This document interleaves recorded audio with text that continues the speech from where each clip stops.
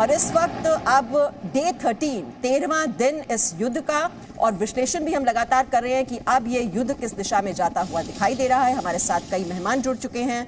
हमारे साथ अंतर्राष्ट्रीय मामलों के जानकार रॉबिंदर सचदेव हैं, ग्रुप कैप्टन देवनाथ हमारे साथ हैं, कर्नल अनुराग भी हमारे साथ जुड़े हुए हैं। रॉबिंदर सचदेव, आप ही से शुरुआत करते हुए, अब 13वां दिन और हम देख रहे हैं कि शहर शहर ये बमबारी और गोलीबारी रूसी सेना की ओर से जारी है, लेकिन कीव की अगर बात की जाए तो वहां फिर भी शांत दिखाई दे रहा है कीव पिछले 2-3 दिन से। ये क्या आंधी से आने के पहले की ये शांति है जो इस वक्त वहां पर दिखाई दे रही है? या एग्जैक्टली वही है। और ये जो रूसी जो काफिला ऊपर से आ रहा था बेलोरूसिया से, जो 60 किलोमीटर का फेमस काफिला जो 3 दिन तक रुका रहा था, वो बढ़ रहा है धीरे धीरे। वो कीव के आसपास के छोटे छोटे शहरों को इस समय ध्वस्त कर रहा है। तो मोरलेस उनकी स्ट्रैटेजी वहां पर तो है कि कीव की घेराबंदी करना शायद, और घेराबंदी करके ऐसे हालात कर देना कि कीव के अंदर के जितने भी लोग रह रहे हैं वो लोग अपने हाथ खड़े कर दें और सरेंडर करके निकलना शुरू करें। ये रही कीव के आसपास की कहानी। इसके अलावा जो एक्शन चल रहा है वो ज़्यादा ईस्ट में चल रहा है यूक्रेन के, और साउथ में चल रहा है। वहाँ पर रशियन फोर्सेस प्रोग्रेस करते जा रही हैं ब्लैक सी के कोस्ट के अलॉन्ग साइड। मारियोपोल का शहर, खेरसोम का शहर, और ओडेसा को भी शायद खतरे में आ गया है ऑफ कोर्स। और ओडेसा का जब होगा तब आप देखिएगा मोस्ट वॉली ब्लैक सी से जो इनकी रशियन नेवी की शिप्स हैं वो भी इन्वॉल्व हो जाएंगी कुछ हद तक, I would assume, right. Odessa को इन्हें अगर सबड्यू करना है, जो ये करना चाहेंगे कर रहे हैं।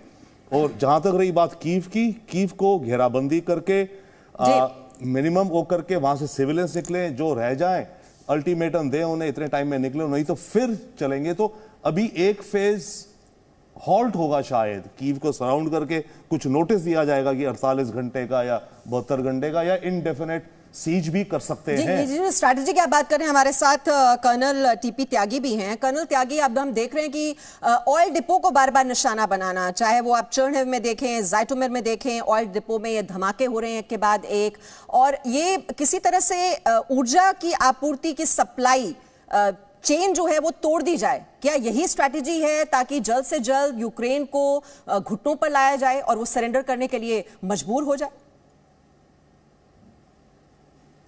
ऊर्जा के स्रोत न केवल ऑयल डंप्स हैं, बल्कि आप देखिए कि उन्होंने न्यूक्लियर पावर प्लांट के ऊपर भी कब्जा किया।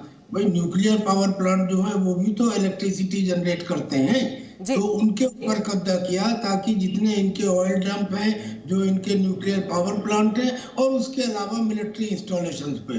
दरअसल में यूक्रेन से आई हुई खबरों के ऊपर यकीन नहीं किया जा सकता। मैं आपको एक एग्जांपल देता हूं। इन्होंने कहा कि 12,000 सैनिक मार दिए, और सिविलियन कितने मरे? 406। क्या 12,000 सैनिक मर जाते अगर रशिया ने रेस्ट्रेंट न दिखाया होता? तो ये होता ही नहीं। रशिया ने रेस्ट्रेंट दिखाया कि मैं सिविलियंस के ऊपर अटैक नहीं करूंगा, तो आप ही के चैनल ने कई बार दिखाया कि उनके टैंक के सामने निहत्थे लोग खड़े हैं और टैंक जो है उनके ऊपर गोली नहीं चला रहा।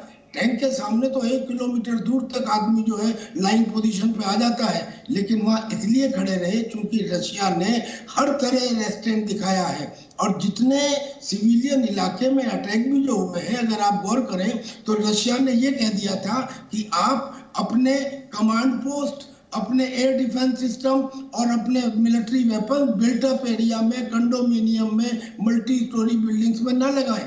इन्होंने लगाए तो उनको न्यूट्रलाइज करने के लिए कहीं कहीं पे ऐसा हुआ, वरना 13 दिन के इस भीषण वार में सिविलियन कैजुअलिटी केवल 400, ये पॉसिबल ही नहीं है। ये तो कम से कम 40,000 हुई होती अगर रेस्ट्रेंट ना दिखाया होता, अगर सिविलियन पॉपुलेशन की परवाह ना की होती। तो लिहाजा यूक्रेन से आई हुई खबरों में 2 टेस्ट जरूर करने चाहिए, credibility of source and reliability of the. जी, तो आप कह रहे हैं रूसी सेना ये कहीं ना कहीं संयम दिखा रही है, और इसीलिए जो सिविलियन कैजुअलिटीज हैं वो हमें मिनिमम यहाँ पर नजर आ रही हैं। लेकिन ग्रुप कैप्टन देवनाथ, अब आगे अब क्या स्ट्रैटेजी रहने वाली है? ज़ेलेंस्की अभी भी कह रहे हैं कि वो डरे नहीं हैं, वो जब तक जीत नहीं जाते वो मैदान छोड़ने वाले नहीं हैं।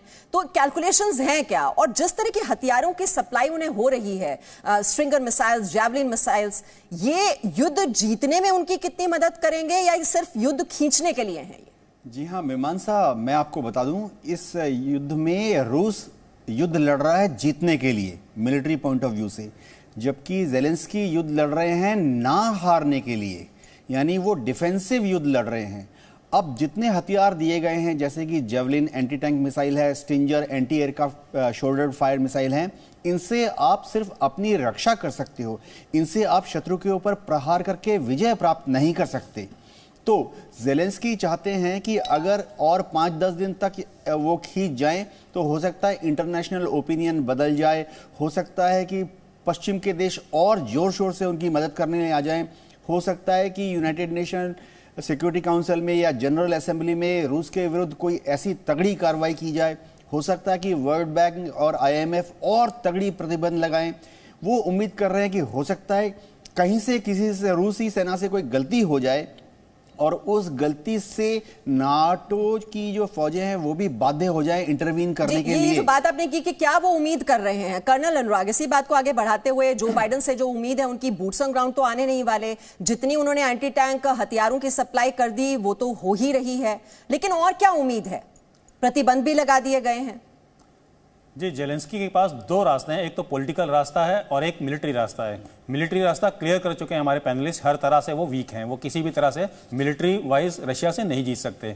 उनका अगर एक्सटेंड करने की कोशिश की जा रही है, जिस तरह से कि आप देख रहे हैं युद्ध आज 13वें दिन पहुंच गया है और उनका टारगेट होगा कि 4-5 दिन या 10 दिन और खींचने का, तो उससे उनको कोई फायदा नहीं होने वाला है। अल्टीमेटली उन्हीं की देश के, उन्हीं के नागरिकों का नुकसान हो रहा है। पॉलिटिकली अगर हम देखें तो जेलेंस्की सिर्फ अपना पॉलिटिकल कैरियर बचा रहे हैं, क्योंकि उनको पता है कि उसके इस युद्ध के बाद उनका पॉलिटिकल कैरियर खत्म है। अब अगर वो अमेरिका के साथ खड़ा होना चाहते हैं, अमेरिका ने क्लियर कर दिया कि वो उनके साथ नहीं दे सकते इससे ज़्यादा।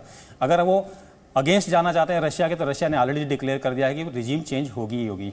तो इस सिचुएशन में वो सिर्फ एक हारा हुआ युद्ध लड़ रहे हैं और वो अपने देशवासियों को, अपने नागरिकों को ज़्यादा से ज़्यादा नुकसान पहुंचा रहे हैं। उनको चाहिए कि डिसीजन ले जल्दी से जल्दी और एक कड़ा फैसला लेते हुए इस युद्ध को रोकने की जो कोशिश तबाही करें। हो रही है वो तो, जो बर्बादी हो रही है वो तो यूक्रेन की हो रही है, और जो नुकसान है वो तो यूक्रेन की जनता ही भुगत रही है। और अगर लंबा खिंच रहा है ये युद्ध तो इसमें फायदा किसको हो रहा है, इस पर भी हम विश्लेषण जरूर आगे बढ़ाएंगे, चर्चा करेंगे। एक छोटा सा ब्रेक यहाँ पर ले रहे हैं, जल्द वापस।